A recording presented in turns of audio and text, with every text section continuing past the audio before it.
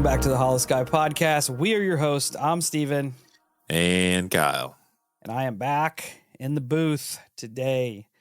Feeling a little bit better. I had to sit out last week. Kyle took the Holo reins over on his own and did a bang-up job manning the craft on his own.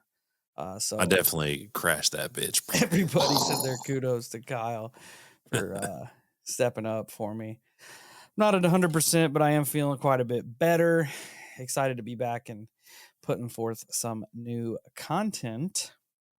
Wrote a little interesting one I'm going to call Ultraterrestrial Pancakes for you guys today. Yeah. It's a good one. But before we do that, we got to get through all the business. So check us out at all our social medias, Facebook, Instagram, YouTube, Twitter, TikTok, Discord, Reddit. Search up the Holosky podcast and we will be there.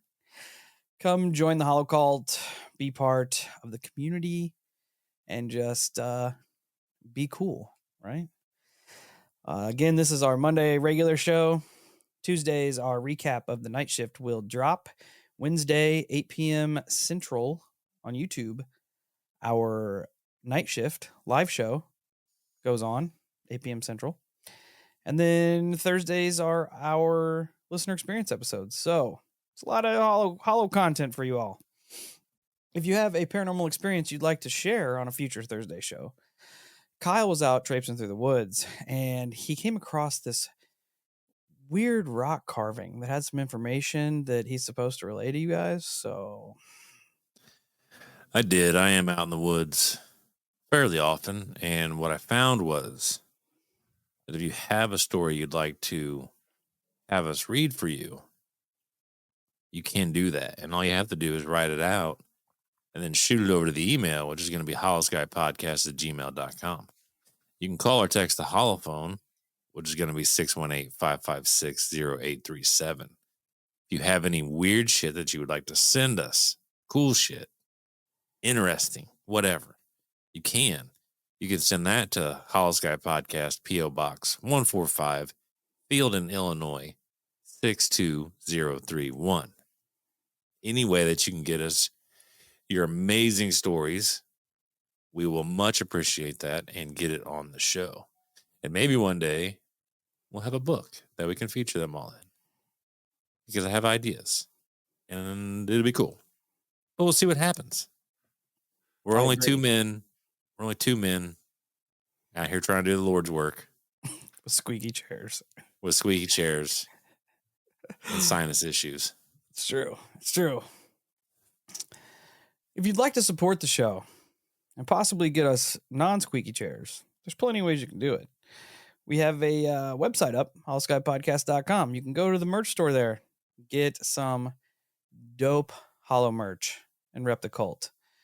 We have a Patreon. You can go see if there's anything over there that you find interesting. We release extra content, ad-free shows, the whole nine. Go over there, scope it out. Got a Venmo. You can throw some pocket change in to support our bad habits. We appreciate it. Best thing you can do is word of mouth. Share the show. Share the show on social media. Share the show to people who listen to podcasts. Share the show to any of your weirdo friends. You know the deal. It helps us out tremendously. The more listeners we get, the more content we can put out and just keep the holo ball a-rolling. Another thing you can do is go to wherever you listen to your podcast, your podcatcher, if you will, and leave us a 5-star rating and review. Helps us become more visible in the world of weird podcasts. It really does help out. I know it seems menial, but the more of these we get, the further up the ranks we can move. So if I find it, I will gladly shout you out.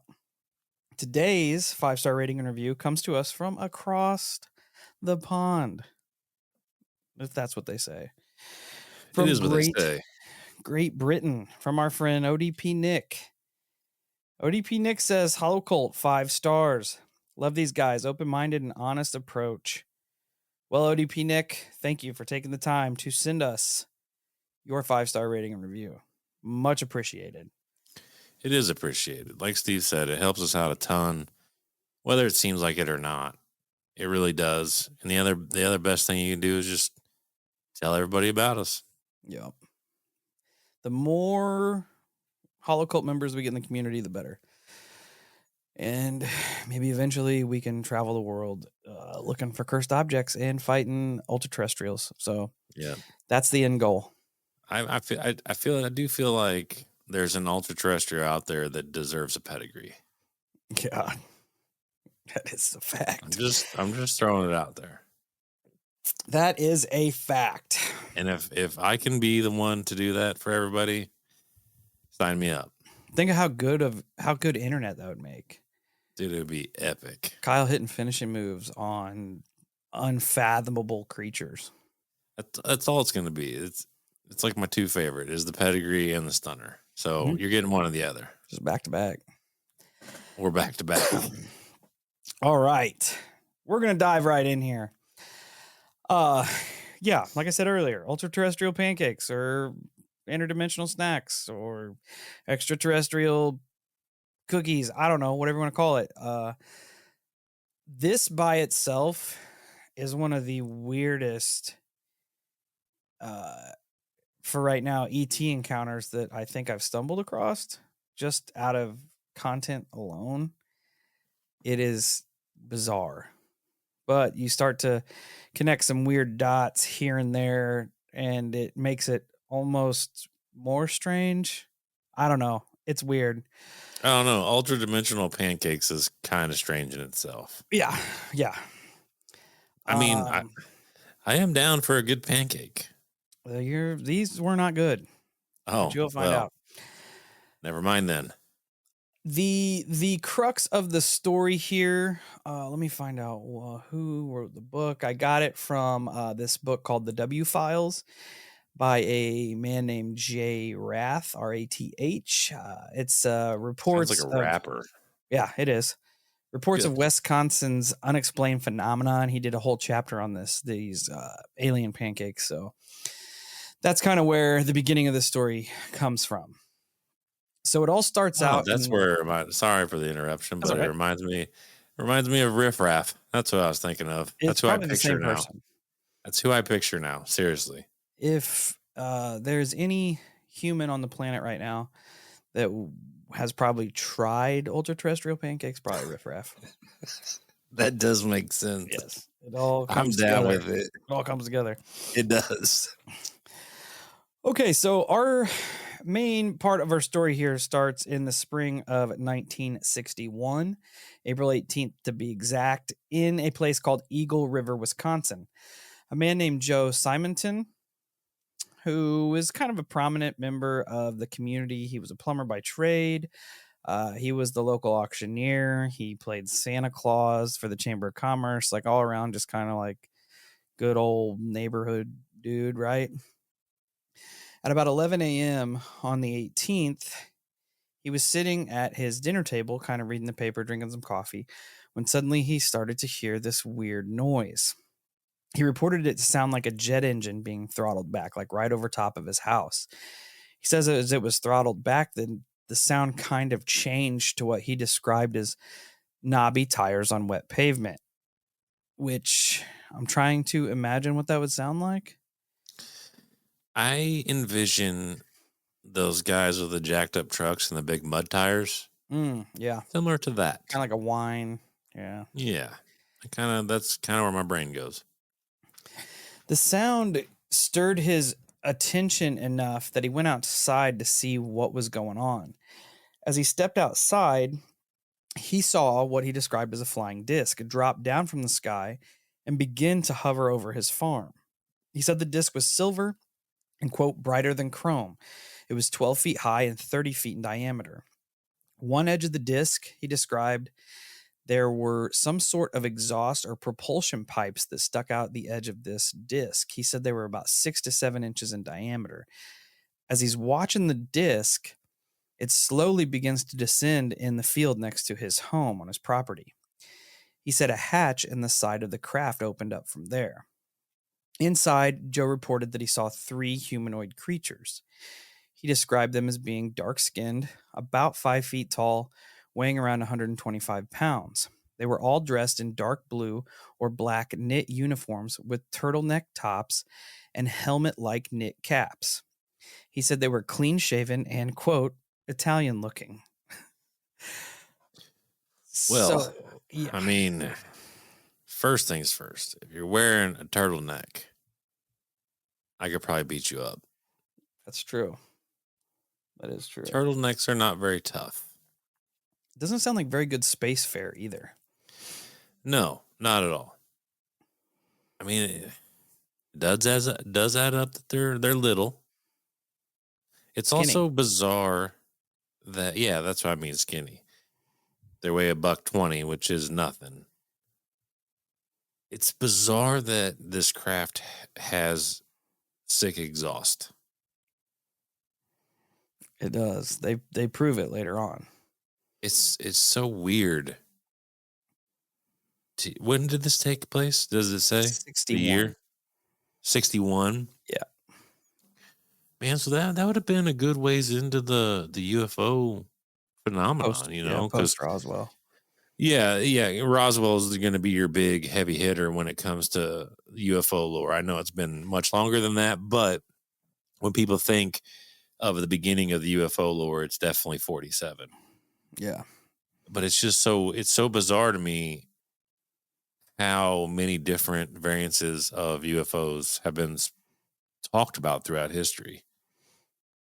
And then you have one, like, because this one, I'll be honest, it almost makes you feel more man-made. Yeah, especially with like exhaust. Yeah, or what and he then, assumed as exhaust.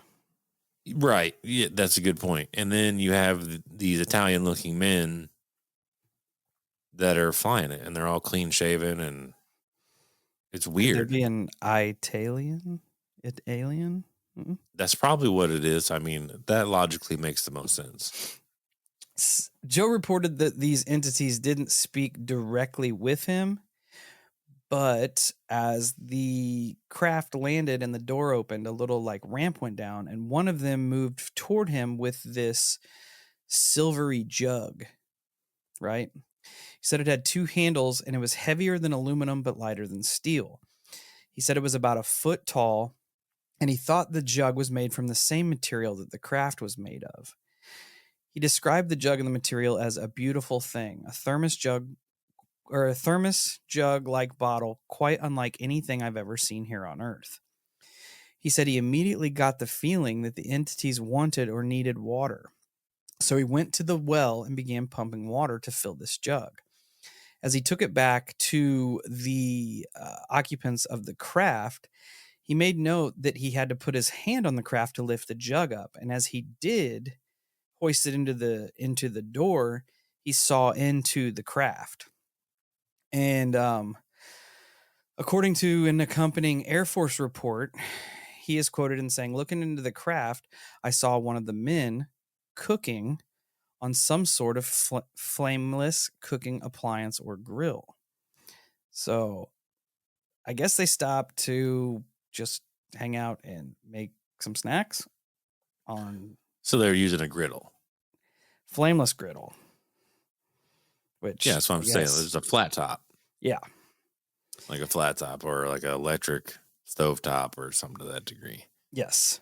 Because it does, like, once again, to hit back on the human aspect, it does make you feel similar to humans from the future or whatever, whatever theory that kind of pans into. Yes. Joe spoke on how the interior of the craft was dull black. Even the three control panels that he described as, quote, extremely beautiful were of the same color, almost wrought iron in appearance. He was so fascinated by the contrast of the shiny exterior and the dark interior that he was quoted in the Air Force report saying that he would love to have a room painted in the same way at his home. It seemed that in return for the water, one of the entities had prepared Joe a little snack.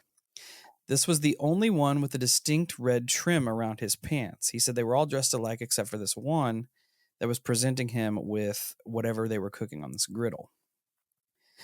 He described them as 3 cookies or pancakes about 3 inches in diameter. They were still warm from the griddle. He also said that they were perforated with a lot of small holes. He took the pancakes, and Red Pants gave him sort of a little salute, like he pointed at his forehead. So Joe did it back and slowly backed away from the craft. He stated that Red Pants connected a line or some sort of belt to a hook on his pants, and the hatch closed. It closed so perfectly that there wasn't even any seams for the door in the side of the craft. He said the craft rose about 20 feet into the air and took off south at a 45-degree angle. The pressure from the takeoff blew the tops out of some nearby pine trees from whatever those exhaust ports were. He also stated that it took less than 2 seconds for the craft to completely disappear from his sight. He said that the entire encounter lasted a little more than 5 minutes. He called the local sheriff, who came out and examined the property and the trees, and he stated that Simonton was of sound mind and clearly believed that what had happened was true. Joe did what any red-blooded American would do when gifted tasty snacks and tried one of these ultra-terrestrial pancakes for science, of course. Hell yes. He said that they were not good. And that they Did he add syrup to it? I don't think so. See, that's his bad then. Could have been good with a little bit of syrup. It might have been. But I guess he probably thought, they traveled all this way, made me these snacks. I need to partake in them the way that they would be partaken in whatever realm of the universe that these people came from. I also like the fact that when we hear these stories of bartering, I don't know why, but I really do. I enjoy later on the bartering system that happens throughout, and it's not just this. You hear it with Bigfoot, the Fae, all types of other encounters where there is like this little exchange in gifts with one another. Yeah, I've always found it fascinating. What other realm of the paranormal delves in bartering? The Fae, for sure. Ding, ding, ding. Keep that in mind. You think it was a Fae with a sweet UFO? It gets weird. I like weird. Joe did come forward to say that they tasted like cardboard, which I mean, that sucks. A little rude, but oh yeah, that's the other thing too. Haven't we always heard that space food sucks? It's true. Isn't that always like a trope? Like, yeah, you hear the food in outer space just sucks. Yeah. So that's kind of, I mean, it's part of the course technically. Yeah, you would think that maybe since they were on Earth, they would do as the Earthlings do, but apparently not. Yeah, well, and then a lot of people, I mean, not to poke fun at anybody, but a lot of us don't really partake in healthy foods. We think healthy foods suck. There's that too. So it's true. Those pancakes could have been like ultra high and dense in vitamins and shit. And we were like, God, this tastes like dirt. Because that's exactly what we would do. Oh, yeah. And then we would smother it with tasty syrup. And then it would be all good. It would taste great. There's actually a photo of Joe with the pancake that they took as evidence. Did they test it? They did. Is there any type of results? We get into that. All right, cool. I may use that picture of him holding the pancake as the little thumbnail for the episode because it's so weird. Anyway, Joe, being the OG, kept the other two pancakes. Thought, hey, maybe these are of importance since they came from a UFO. That is an interesting thought to have. I got two different. I still love the fact that he ate one. Yeah. I mean, what are you going to do? It's kind of fucking, it's cool, but it's also extremely weird that he's like, for science, bro. I'm going to go ahead and give it a try. Maybe they smell good as hell. I would hope so. I hope so. So in my research, I heard two different paths this take, but they kind of end up at the same spot. One, I heard that the two other pancakes were taken in by the local sheriff as evidence for this encounter, right? They also have the picture of him holding one of them and such. But in the W files, Rath goes on to say that he gave the two other specimens to a Vilas County judge, Frank Carter, who was kind of friends with Simonton a little bit, but he was also known to be a local UFO enthusiast. Carter took Joe's story very seriously and could see no benefit that Joe could have from hoaxing the encounter, as there's very little to profit from for UFO pancakes, right? Well, and then, I mean, I know that times are drastically different, but like you look at it from today's aspect, if somebody were to come forward and be like, yo, I had aliens make me breakfast, everybody's going to go, you're fucking crazy. Yeah. Yeah. Like, this dude is way off his rocker. Yeah. Which happens. We're far more apt to believe that extraterrestrial took embryos versus making you pancakes. Yes. So fully believing in Joe's story, Judge Carter sent the remaining pancakes to the U.S.'s top investigative group at the time, the National Investigation Committee on Aerial Phenomenon, which was NICAP. They refused to test the pancakes. What? Yeah. How the fuck are you going to... Because I was going to say that was stupid. You shouldn't have sent it to them anyways. You should have sent it to an actual testing facility that's unbiased of all of it and not even told them what it was, just had them test it. Went totally the opposite direction. Yeah. However, you sent it to the people who are supposed to be head first into this shit, and they're like, no, we're not doing it. Yep. Dude, you have pancakes from aliens. And they said that's too out of left field for us to pay attention to. See, that almost makes you feel like this is some government cover-up shit when these organizations do that type of stuff. Yep. Well, this doesn't fit our narrative. We're going to go ahead and sweep it under the table. Keep that in mind, because I'm going to try to remember to circle back to that. The whole absurdity aspect of some of these encounters. As word got out, like you just mentioned, Simonton began to get ridiculed by local people for coming forward with his experience about the UFO and the pancakes. But on the flip side of that, the UFO activity in the area continued for the next week. Within that week, an Eagle River insurance agent named Savino Borgo was driving down Highway 70 when he also saw an odd-shaped saucer-like craft about 4 miles west of town in the same general vicinity as Simonton's farm. The following day near Rhinelander, which is right like a town next door to Eagle River, 2 boys came forward and said that they had seen a UFO the night before with their mother and sister. In an odd twist, the UFO activity, which kind of made its way through local law enforcement to NICAP, got into the ears of the Air Force. They started to hear about this, who sent their top civilian UFO investigator, J. Allen Hynek, who you probably know from Project Blue Book and had his fingers in a lot of stuff in the 60s. Yeah, I was going to say that time, especially that time, the Air Force was pretty big into investigating UFO reports. Yes, they started hearing about it, and they sent Hynek out to investigate. He was an astronomer at Northwest University at the time. He went to NICAP and got the pancakes back, sent them to be analyzed by a committee of Northwestern University lab technicians, the Air Force's Technical Intelligence Center, as well as members of the Food and Drug Laboratory of the U.S. Health Department. So 3 pretty prominent scientific So he kind of did what I suggested to do. Yes.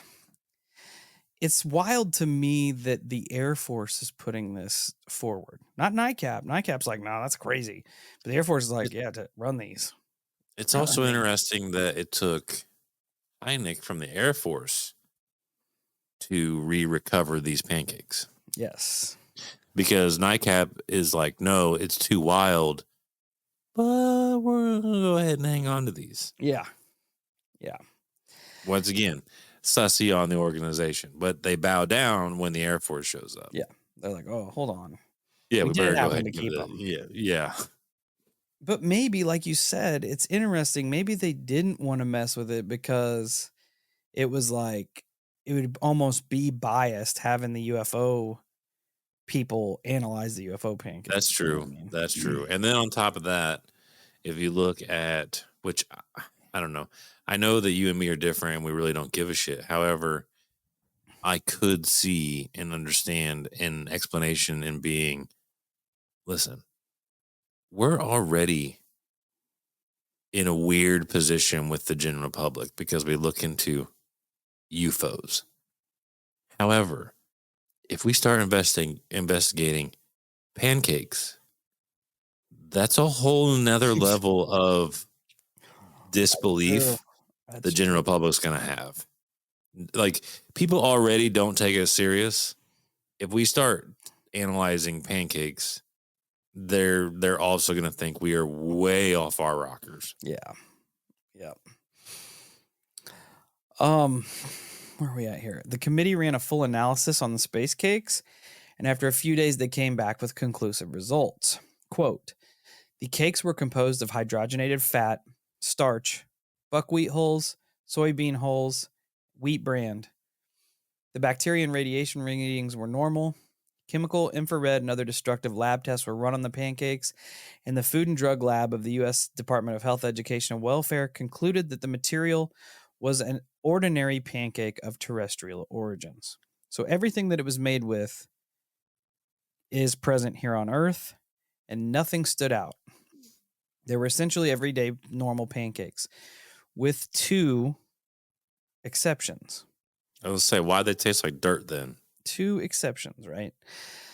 These two exceptions started to garner the attention of one Dr. Jacques Vallée, who we know is big into the whole UFO realm. His life was the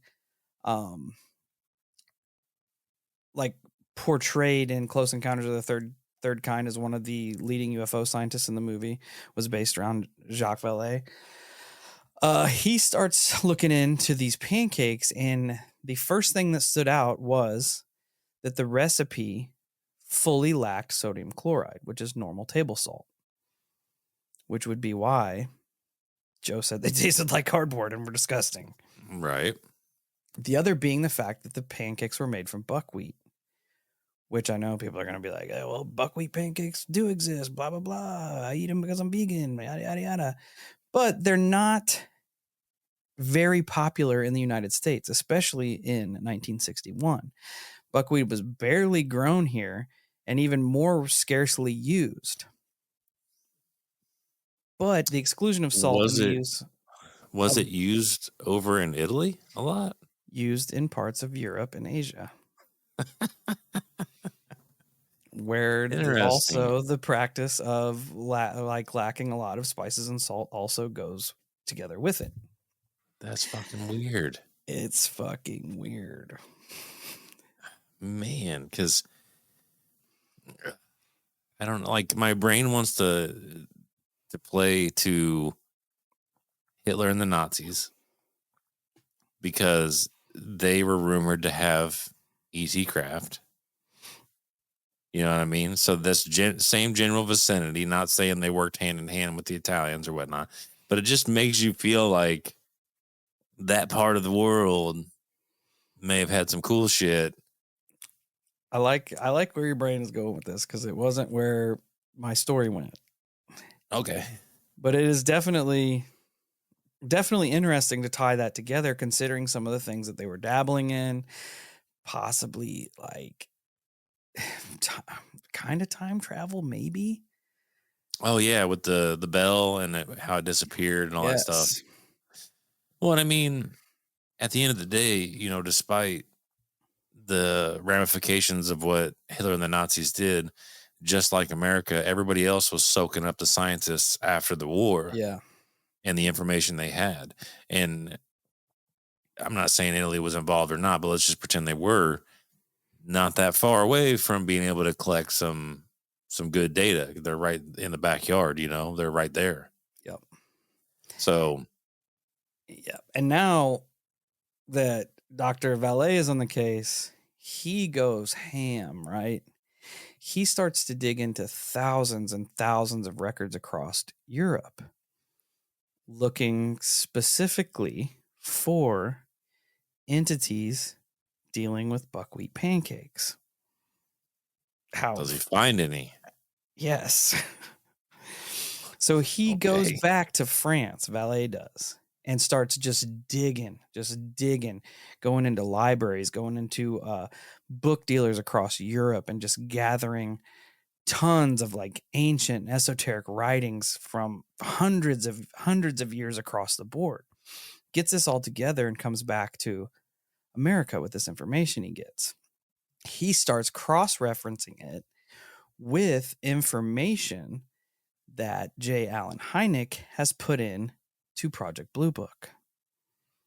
So he's tying all of this shit together. He comes to find out that despite thousands of miles of difference between America and Europe and hundreds of years of difference, cultural differences, religious differences, Joe Simonton encounter is not a one-off, but it's actually a commonality in some of these encounters that he's pulled up. What? I've never heard about this in my life. Valet found that accounts of alien visitors cooking buckwheat pancakes were quite common throughout early European folklore and traditions. One specifically were the Bretons, a group living in Brittany, which is the northern peninsula of France. Buckwheat was their primary grain, so it was prominent throughout their folklore. But they spoke of these interesting fey types of entities known as phaons. The phaons were known to cook buckwheat pancakes for humans as a mean of holding up their end of a bargain or trade. Which is exactly what happened. Which is exactly what happened in Wisconsin in 1961.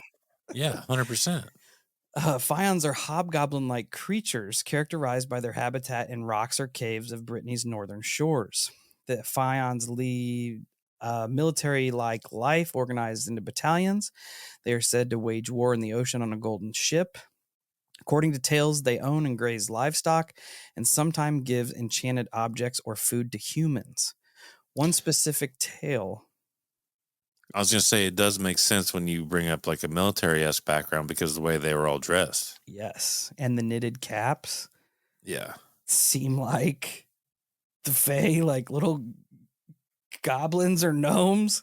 Yeah. And one, it like the way they were dressed alone almost makes you believe like a chain of command because the one dude had different pants, Red pants. Yeah. They were all dressed similar aside from the fact that this dude had red pants, and throughout military history, you would use insignias to signify leadership and stuff like that. Yep. One tale specifically tells of a black cow that belonged to a little like cave battalion of the Phaons who escaped and ruined a buckwheat field for a woman who lived nearby. She went to the cave and started to complain about the damage that had been done. The Phaons made a deal with her. They said that they would see to it that she would never run out of buckwheat cakes, provided she kept her mouth shut and didn't tell anybody about it. Indeed, she did, and her family discovered that their supply of buckwheat cakes was inexhaustible. They would take from it, it would fill back up. Take from it, it would fill back up. Eventually, she had a traveler come by, and the woman gave some of the cakes to the man who was not supposed to be entrusted with the secret of the magical pancakes. From that day forward, the family had to go on to growing and making their own buckwheat cake. So she failed her end of the bargain. So she couldn't even give one away? No. Well, I think she probably could give it away, but she could not speak on it. I think that was the thing. She wasn't allowed to. She must have let it slip. Yes. Like, hey, I have a never-ending supply of pancakes here. Even if it was in jest, well, that's not necessarily taken in jest, and now your buckwheat is gone. Yes. So you have to hold. It's way too coincidental that section of the world ate buckwheat pancakes. Isn't that fucked up? And those people had like an Italian heritage to them. Like, there's no fucking way around that. Weird. It makes you completely like reevaluate alien encounters, what we perceive as UFO encounters. Yeah. 100%. It's so fucking weird, man. Because you should not logically, by what we know, you should not be able to string. Because look at the way people look at aliens.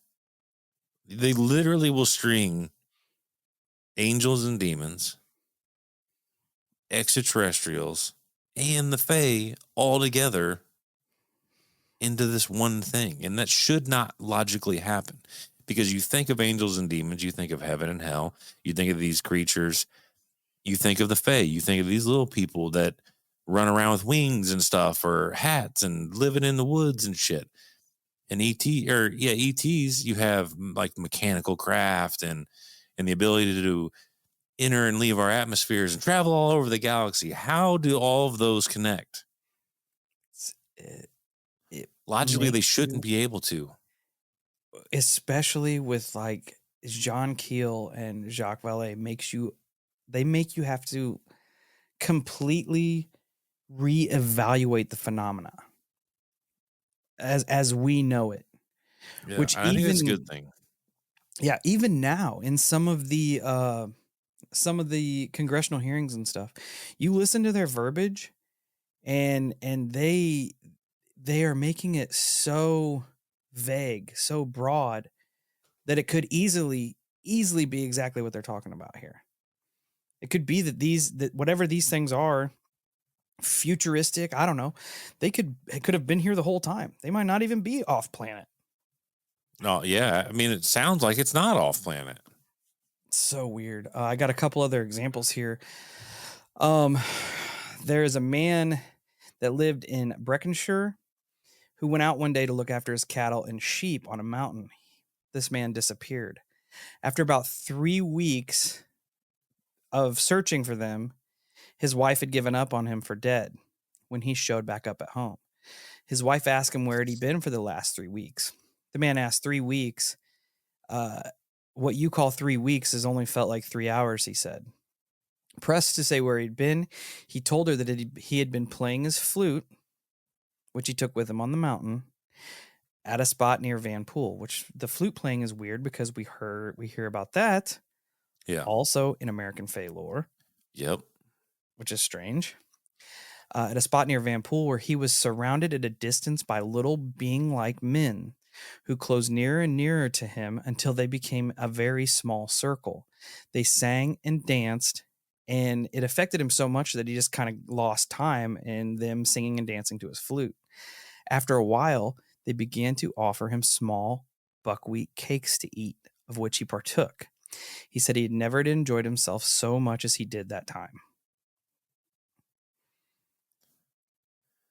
Well, right out of the gate, it sounds like the Fae. B, also weird that now maybe it could be because he's from the area, and maybe that's the disconnect. But these people enjoy the buckwheat pancakes, whereas homeboy said it tastes like dirt. Yep, cardboard. And I think that's just like American culture. Yeah, I was gonna say like a cultural difference. Yes, we are so different when it comes to those kind of things. That's the only reason that this case stood out to people, was because he made such a stink about the pancakes, you know? Right.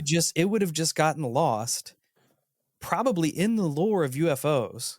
It would have probably got written off as fake, honestly. Most likely. If he didn't push and save these pancakes to get analyzed, which are now getting tied back to cultural folklore Fae phenomenon from hundreds of years ago. Like I said, that should not happen, in my opinion. They should not be able to intersect like that. I found also what turned me onto this whole ultra-terrestrial connection was Mr. Mythos on YouTube. Go check him out. Did a whole thing, and he was tying the valet to all this, and he talked about this specific poem from the 1850s, right? It's called The Fairies. And I'll just read little excerpts from this poem by a man named William Allingham. He said, so let me find the pieces here. Upon the airy mountain, down the rushy glen, we dare not go a hunting for fear of little men. They live on crispy pancakes, which is fucking weird that he even mentioned Yeah. that. Yeah. But then it gets super dark here.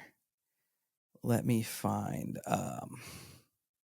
the last little section here.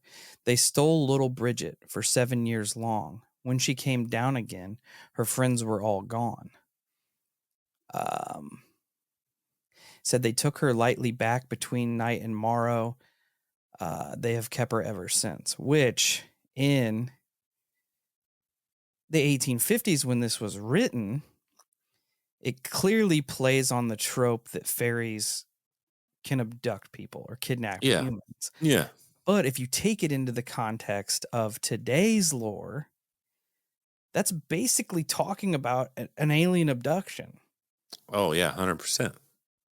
You know, because they talk about, like, there's another line talking about taking her to the Northern Lights.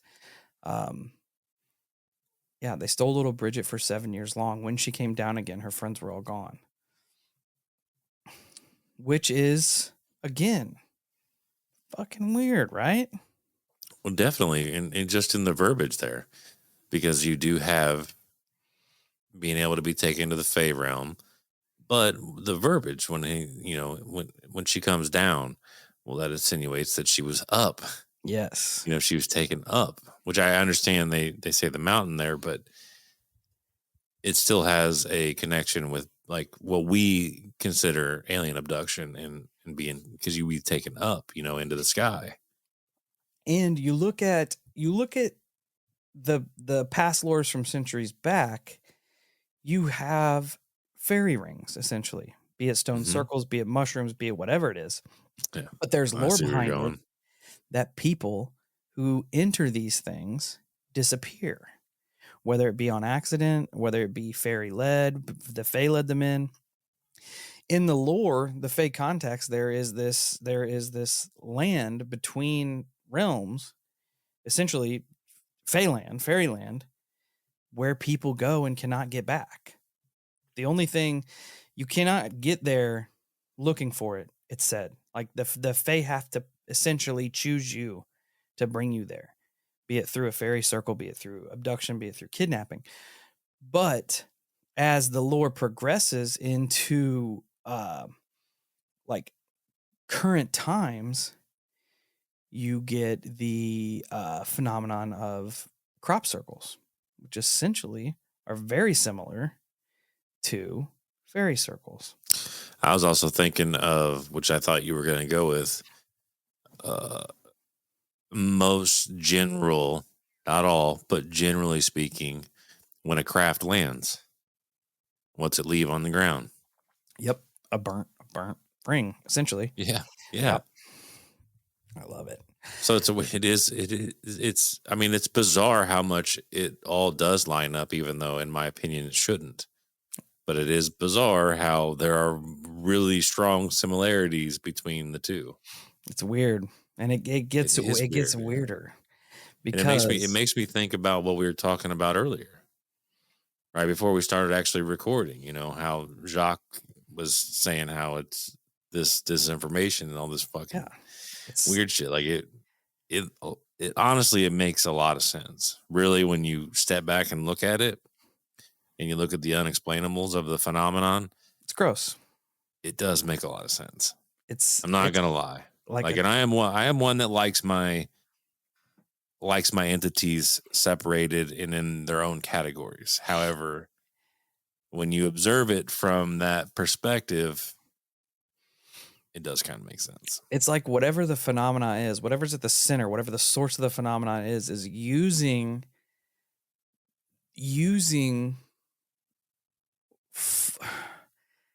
I say using folklore to almost as like as like a disinformation campaign to like muddy the water.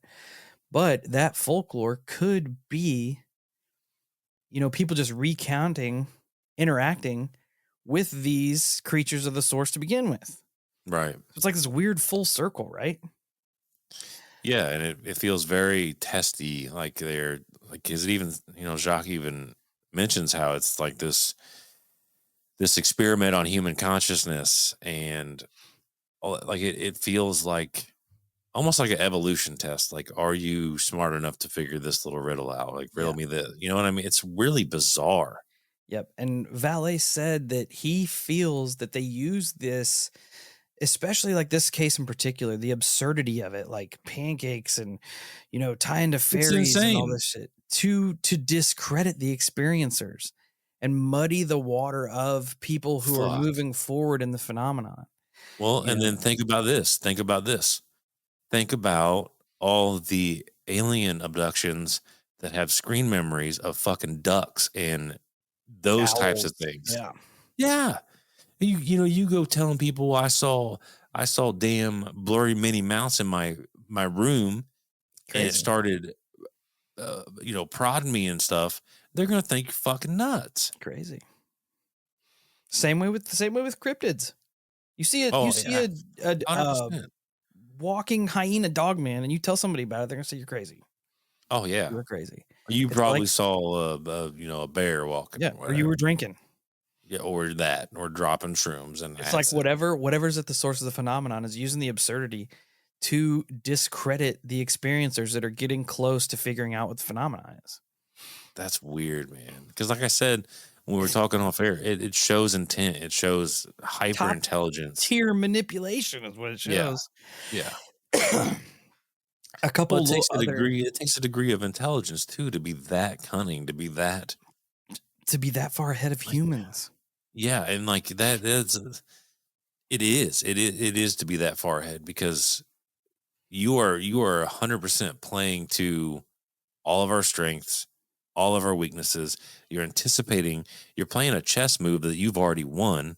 Yep. Our chess game that you've already won because you already know all the moves. Like you have this innate ability to predict every move that we're gonna make, and like you transcribe the narrative at that point. Like Yeah. you're like, oh, let's just watch this. This is what I'll do, and this is what they'll do, and then this is what I'll do, and Yep. it's And it just this just plays back and out forth. right to their hand. Yeah, and it does. It grossly enough, like if you really think about it, it does make you feel like I picture an elite,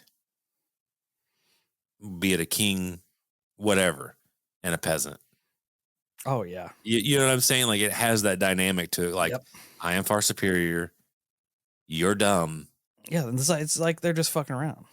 Yeah, but it feels like this. And I say king because it feels so petty the way that they would take the time to manipulate our kind, be it that we are considered the peasant. Like there's like a sick joy in that because people like you and me at some point, if we were playing that chess game, we would get bored with that chess game. It would become just boring to us. However, you have this like royalty elite, like I'm better than thou type of person, and it's almost like they forever take enjoyment, even though it's bland and boring. They know all the outcomes, they know everything to it. They've played the game a million times, but they still have that little satisfaction in watching the pieces fall the way they want them to fall. It's just very bizarre. Like keeping an ant farm. Yeah, yeah, exactly, exactly. I mean, dude, it's down to every little detail too, especially in this case, because one of the first things that happened were that the visitors needed water. It's known in common Fae folklore that the Fae choose to drink pure spring water, which is exactly where Joe pumped his water from their Weird. spring well. Also, the lack of salt in the pancakes. According to British fairies at WordPress.com, it's quite well known that amongst the variety of substances which fairies object, everyday ordinary salt is one of the most repellent for them. Oh shit, I didn't think about that. The fairies' That's loathing of that's a lot of lore too. Now you think yeah. about it. The Use salt fairies rings and stuff like that. Yep. The fairies' loathing of salt can be related in two ways. It can be used as a deliberate defense against them, or it can unwittingly prevent them from handling human goods. Amongst the means used by midwives and neighbors to protect mothers in labor was sprinkling salt around the house, and after the baby was safely delivered, could be guarded against abduction by putting salt in the newborn's mouth. Related to this were several ways of expelling a changeling. In Wales, one means of driving off a changeling was to place salt on a shovel in the sign of a cross and heat it over the fire. They talk That's about so fucking weird. adding salt into your milk churn to keep the fairies from Taking your stealing milk. your milk. But on the flip side of that, there are also accounts of putting salt under your butter churn to keep demons from stealing your butter. So here we are, full circle to what we were talking Full about. The connection circle. between the demonic, the ET, and the Fey realm. Because you hear about catastrophic disclosure. And in our circle now, you think that this means aliens are real. We're not alone. Extraterrestrials are real. You think it's going to completely morph how we see history and morph how we see religion and morph how we are not top of the food chain anymore. What if catastrophic disclosure is that everything that we can't explain, ghosts, cryptids, fucking aliens, angels, religious encounters, is all from the same singular source that we do not know of? Imagine if that is disclosure. Everything that is on the fringe realm of reality comes from one singular source that's been here all along. I don't know, man.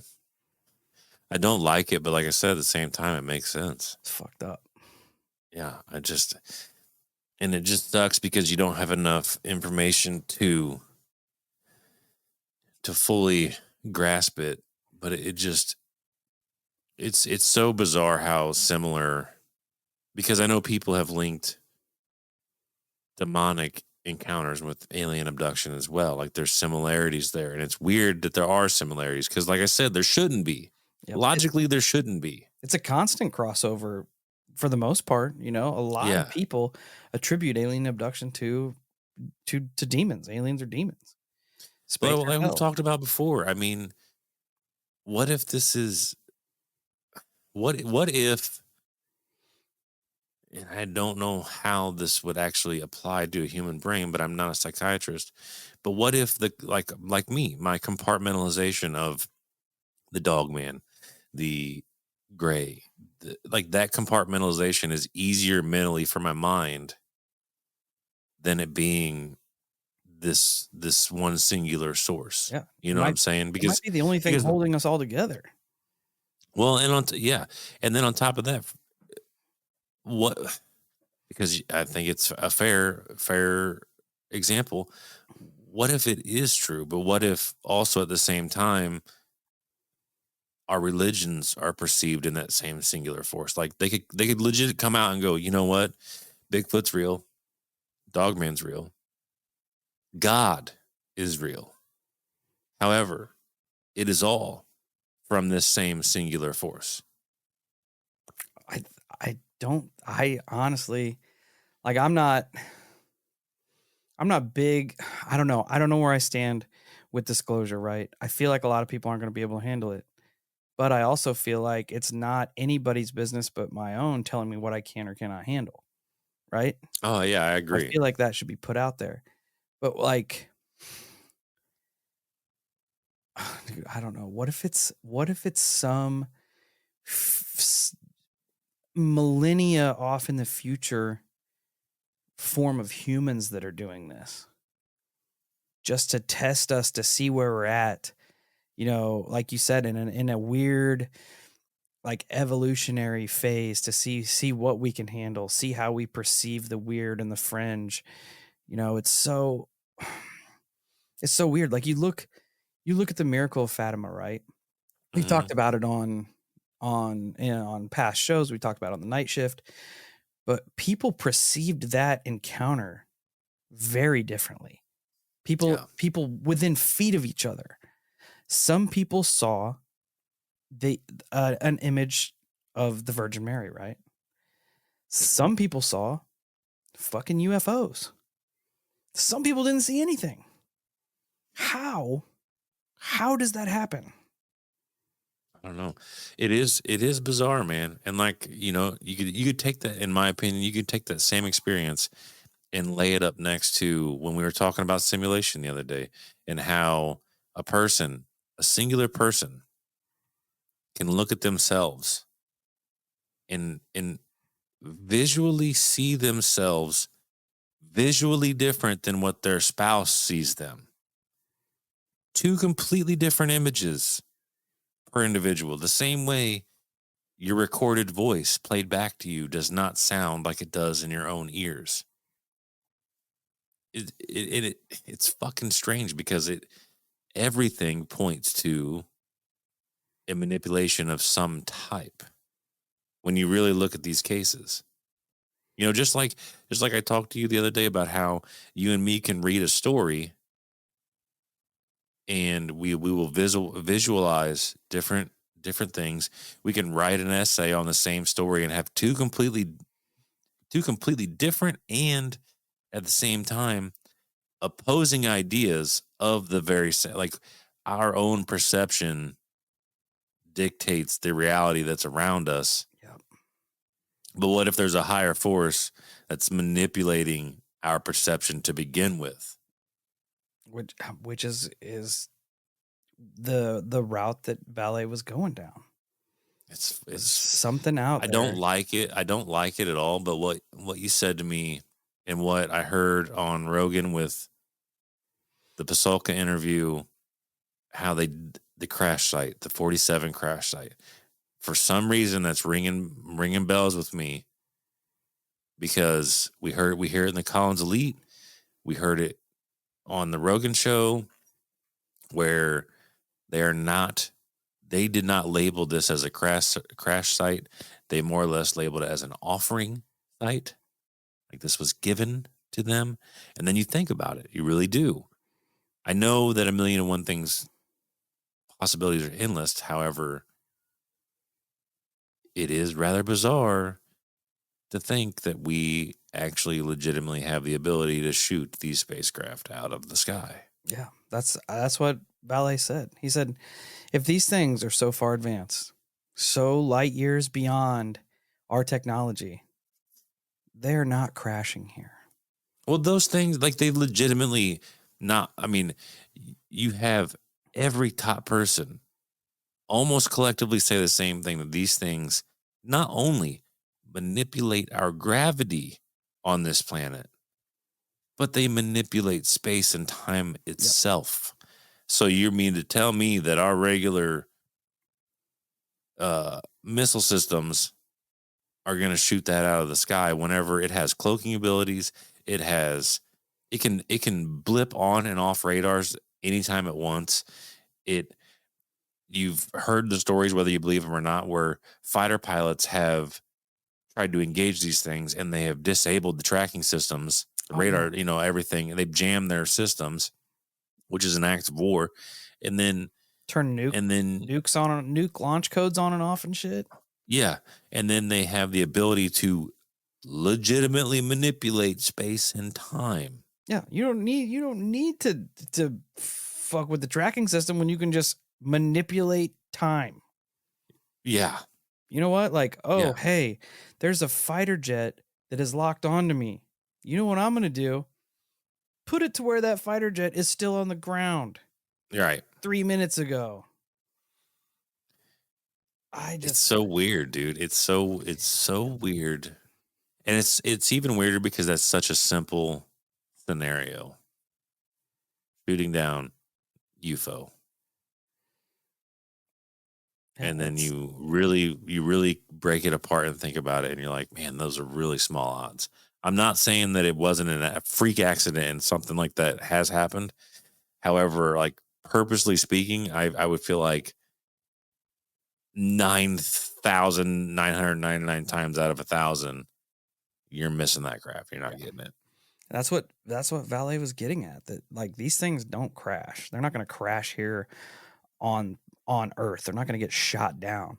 He said these things are coming down intentionally to essentially I think I believe that. To further this narrative that whatever the source is trying to push. He said think about where these things show up at in disasters, during wartime, and during massive like religious encounters like Fatima, or during weird occult rituals like with Crowley and shit. Like they are, which was in the Collins Elite, matching exactly what Pasulka said on Rogan. Yep. Because in the Collins Elite, they just believed that these were demons that had the ability to manifest these materials, and they had the same outlook that they were perpetrating some type of propaganda, some type of manipulation of the human race. Yep. Whatever the end game may be, don't know. But it's weird that you have it from different angles, where the Collins Elite is looking more from a religious standpoint, and you have these guys over here looking at it from an ET standpoint. You have this guy over here looking at ultra-dimensional, and it's just like the different cultures of the planet who would see a Bigfoot, but they all call it something different. Bigfoot has a million different names across the board. However, unbeknownst to all of them, it's technically the same source, same entity. It's fucking weird. It is weird, and dude. It's gross thinking that whatever this source is using it as a manipulation tactic toward people without like you can't even like make a guess at why it's happening, why the manipulation is going on. Like, what does it matter if I look up to the sky and I see out the form of Jesus, or if I look up to the sky and I see 75 UFOs? What impact does that have on whatever the source is? The only person that's going to impact is me, and I am inconsequential.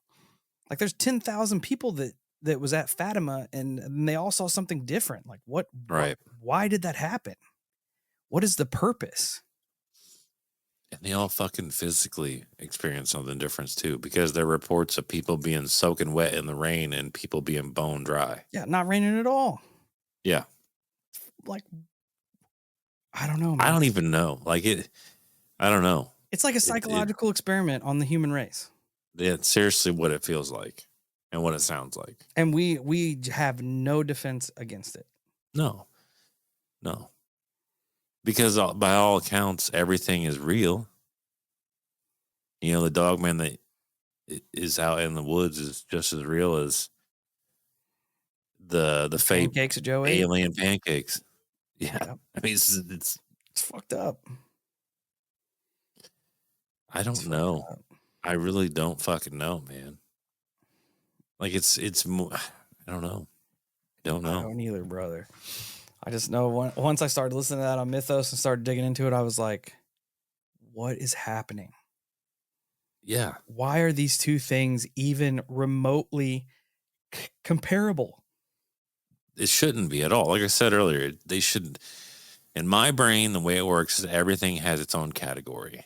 And that's the way I like it.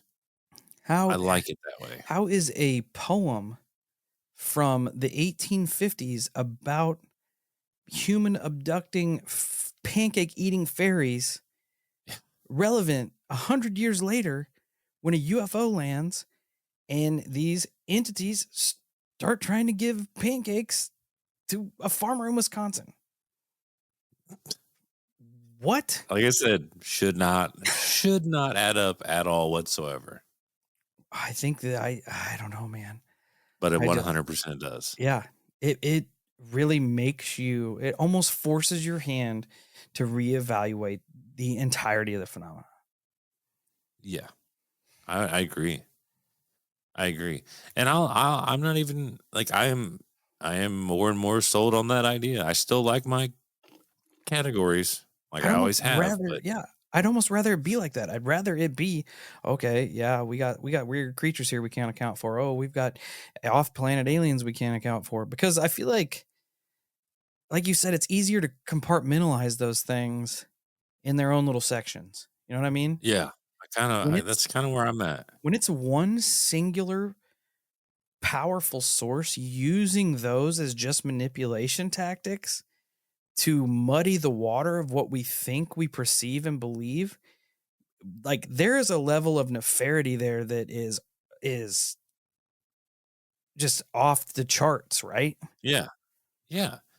Because logically, if it's strong enough to do that, then who's to say if we ever figured it out that it just doesn't go, all right, well, the game's over. Yeah. Give you the old Thanos snap and just smash the planet and be done. Yeah, because I mean they're manipulating our perception of reality.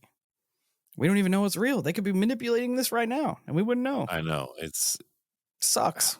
and like you were saying that Jacques was like he expressed how we don't even we couldn't even we can't even fathom that if this is one singular entity manipulating everything, we can't even begin to fathom why. No. That's what he said right off the rip. He said I don't have I don't know why they would do it. Yeah. But there's a very good chance that they are. That sucks. Yeah. That sucks. It does suck. All right. Now that our brains are completely toasted. Yeah. I'm curious to see how you feel about this holocult. Definitely chime in and let us know. I know there are some followers of Jacques and Keel out there. Let's hear it. Let's hear about it. I'm curious to see where everybody's at. It's I've been delving into some other weird encounters that tie into different phenomena and old gods and all sorts of weird stuff that is in the same vein of this, things that should not be tied together that are tied together. And oddly enough, Kyle too seems to be looking into something similar as we talked. Yeah, I was kind of just dabbling in another Encounters for Patreon episode, and the first one that I stumbled across that I found ties kind of matches together that shouldn't tie together. Yeah, it really does. And it even I didn't even tell you all of it, and it's bizarre. Oh yeah. But anyway, yeah, that was my pancake story there. So yeah, let us know what you think. Let us know what you think. Until next time, check us out at all social medias: Facebook, Instagram, YouTube, TikTok, Twitter, Discord, Reddit. Join the Holocult. You know the drill. Till we meet again, stay safe, stay weird. And if some entity from beyond our realm offers you a snack, I'm going to say go for it. Try it. Why not?